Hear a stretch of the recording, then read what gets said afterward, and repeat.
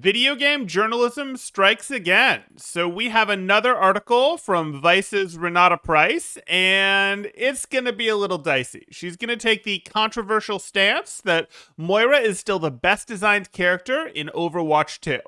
Okay, can she defend this? That'll be interesting. It's certainly a controversial take. So she's going to say best design and play dynamics in Overwatch, has a resource meter, that's great. And then she's going to get into some things here. So her primary healing is tied to how much damage she deals. To do damage, she has to be near the front line or a flank. To heal, she has to be behind her tanks and DPS. What? That's not true. To do damage, she has to be near to the front line or a flank. I mean, she has to be kind of near the front line, but right click has a reasonably long range. To heal, she has to be behind her tanks and DPS. No, I'm about to blow your mind because she's going to describe this idea of, oh, let's fade in to go get enemies and then let's fade out. In fact, here's this dance. Heal from the backline while using your damage orb to soften up enemies. Dash to their flank to finish off enemy supports while leaving a healing orb with your teammates. Once the enemies realize you're there, dash comes off cooldown and your healing ammunition is full. The cycle repeats until you've charged your ultimate, at which point the aspects combine, and she describes it as skillful Moira play comes to become a violent dance, wholly unlike any other character in the game. You know, that's a really complicated way that you're describing of doing this. This like, hey, let's go in, let's get out, let's leave a healing orb, go do this. Yeah, so we'll do that. And yeah, you know what's actually better for Moira than fading in and, as it was put in the article, just trusting that the opponents are going to take your full fade cooldown to realize that you're in and they could punish you if you went in deep to try and finish off supports. What's actually going to happen is, hey, they're going to turn faster than that and eliminate you because they're tracking your fade cooldown. That's how it actually works. So what do you really do? It's pretty simple. You zap, you suck through your tank into their tank. That keeps your resource meter pretty darn close to full. You can alternate your hot onto your tank because your left click does apply a hot. So you can go, hey, I can heal my tank. And while that hot is rolling, I can spend just less than a second to do some right click just to get that resource back on the enemy tank, even on the enemy shield, whatever. It's a little bit, it helps, it's something, and it's better. And it doesn't create a situation where, oh no, my resource got forced, or maybe I do survive after going in here to fight a little bit, but then I have to fade out, and then I can't get close to my tank again, because if I do, they'll take me out. No, it allows you to stay in positions where you can help your tank. It's actually really good, and it's not actually that complicated. When you're playing Moira, you're looking to be able to zap through your tank. Yes, you can. If you're trying to smurf, if you're trying to hard carry, go bother them. You are a little harder against flankers that come around and try to deal with you. But you don't need to go on these dangerous missions into their backline to go do stuff until you're just cleaning up and have won the fight. Or you're trying to smurf a bit, hard carry, that sort of thing. Most of the time, your bread and butter Moira play is you get to play near your tank, behind them a little, to the side of them a little, but near your tank, and you zap effectively through your tank onto their target. Maybe they're fighting your tank, you're zapping them from the side and healing from the side, maybe you're zapping through your tank. That's what you actually want to do with Moira play. It's not this violent dance all the time. If you want to violent dance, you know who's really good at that? Tracer. If you're like violent dance, that's the embodiment of what I want to do in Overwatch, this is the hero to play right here. But okay.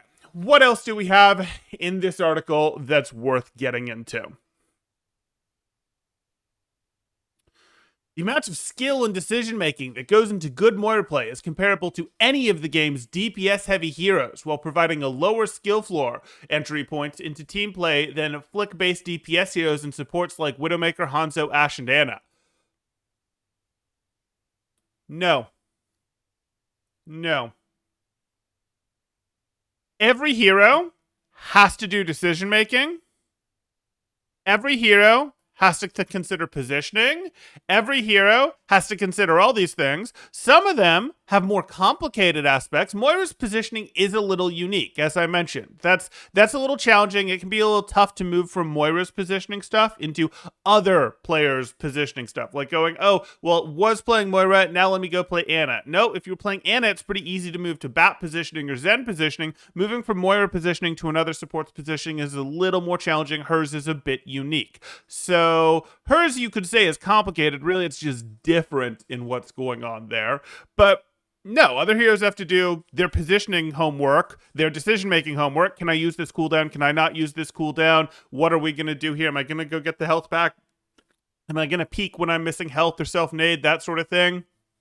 While also having to spend brain power on their own mechanics. So I'm sorry, but this doesn't add up. This does not mean that you can't have top level Moira play. You can absolutely have top level Moira play.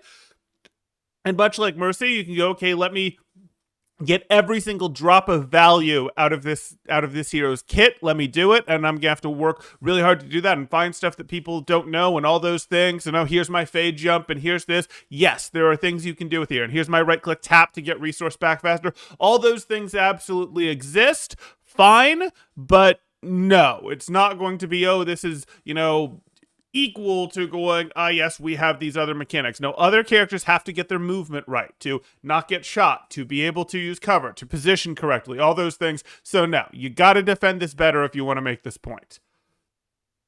Sadly, she is nearly alone in Overwatch's roster as a system-heavy, ability-dependent character.